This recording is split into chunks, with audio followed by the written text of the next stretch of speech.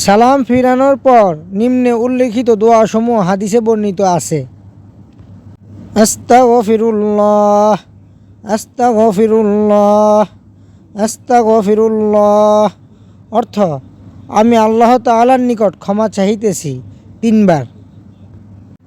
আল্লাহুম্মা আনতাস সালাম ওয়া মিনকাস সালাম তাবারাকতা ইয়া যাল জালালি ওয়াল ইকরাম। অর্থ, হে আল্লাহ, তুমি শান্তিময় এবং তোমা হইতেই শান্তি, তুমি বরকতময়, হে প্রতাপ ও সম্মানের অধিকারী।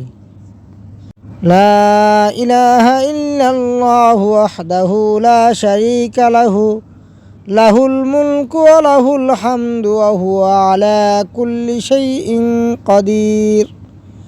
আল্লাহুম্মা লা মানি'a লিমা আ'তাইতা ওয়া লা মু'তিয়া লিমা মানা'তা ওয়া লা ইয়ানফা'ু যাল জাদ্দি মিনকাল জাদ্দ।